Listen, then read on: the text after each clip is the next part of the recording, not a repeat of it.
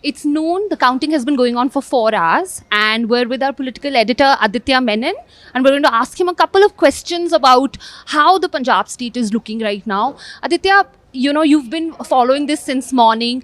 How are things looking for the Congress, for Akali Dal, for the Aam Aadmi Party? I think Punjab, what we are witnessing is unprecedented. The Aam Aadmi Party is winning a nearly three-fourths majority. We have stalwarts like Captain Amrinder Singh losing. Prakash Singh Badal was trailing until a little while back. Sukhbir Badal was trailing. CM Channi was trailing in both his seats. Navjot Sidhu is trailing. I mean, I'm losing my breath as I'm trying to compile a list. Four former chief ministers are trailing at this point of time. So it really seems that Punjab is in for a new government. It's in for even a new order in many ways. You were also on ground for a very long time. You reported from various constituency, lots of pieces, lots of analysis. Your ground report and the election result that we're approaching now, do they match? Did you see this kind of inqilab that you had mentioned a while back? I'd heard you say that Punjab is looking at a different kind of inqilab. Did you anticipate this? See, people kept saying that they want change. That Sanu Badlav Chaida is something that they kept repeating. But what wasn't as clear is whether the Aam Aadmi Party is able to capitalize on that sentiment across Punjab. And we knew that they will probably sweep Malwa, which they have done. But they've also swept Majha and done well in Doaba. So that is something which I hadn't anticipated. It does seem that maybe in those areas voters remained a little bit more restrained. They didn't really voice their opinion openly, but all of them went and voted for the Aam Aadmi Party for whatever they thought was Badlav in their area. Also, Aam Aadmi Party is a state party. The bastion really has been Delhi for them, and the state party has gone to another state and is now looks like it's winning that state. What do you think worked for the Aam Aadmi Party? What are the reasons that people voted for the party? This is really huge. Actually, Aam Aadmi Party is a one half state party, and now it's winning a full-fledged state outside of its core area. So I don't think this has happened in this way ever.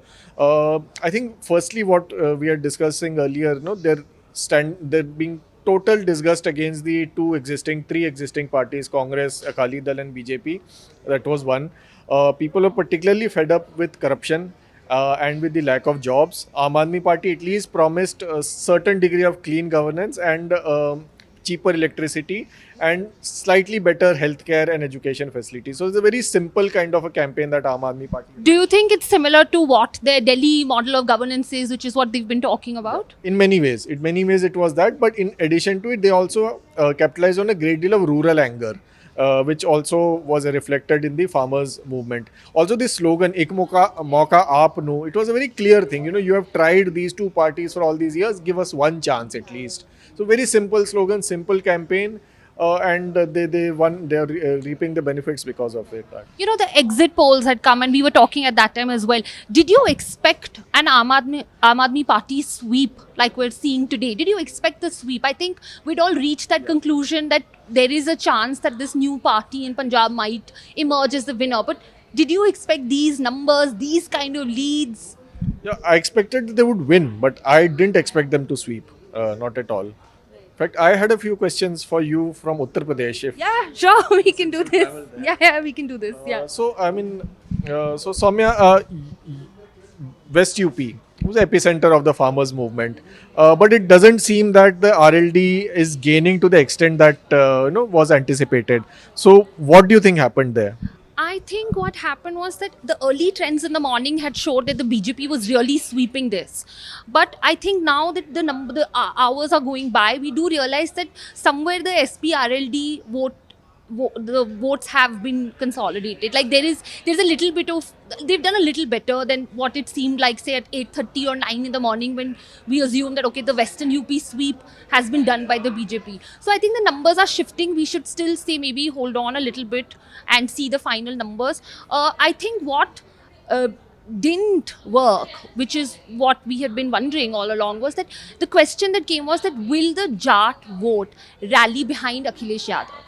Right, that was the main question, and that seems like it clearly hasn't happened. The main point, even though Jayant Chaudhary emerged as the face of Western UP, the Jat vote has not rallied behind this alliance to a degree that they should have. I think that's where they've sort of really lost out. So, I mean, the BJP is leading, and the Samajwadi Party is still improving a great deal from last time.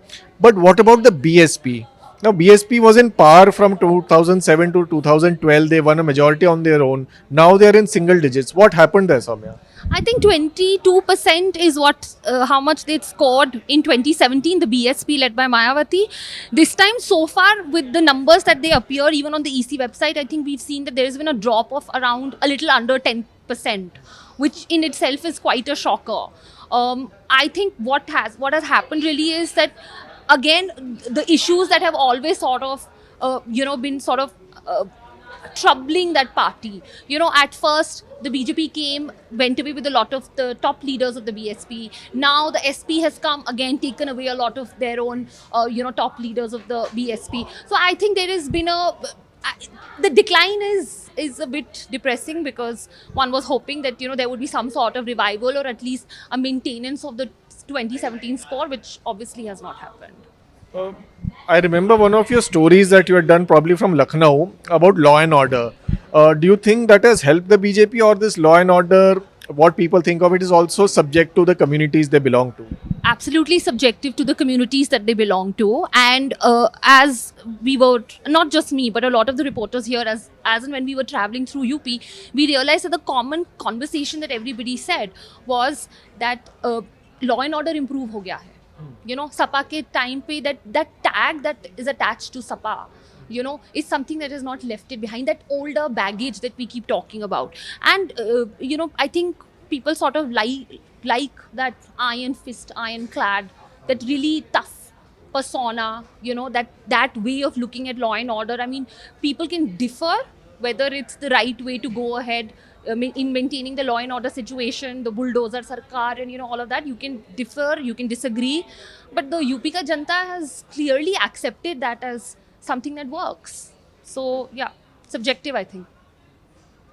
Yeah, and I think now as numbers progress, the day progresses, we'll keep updating with more stories.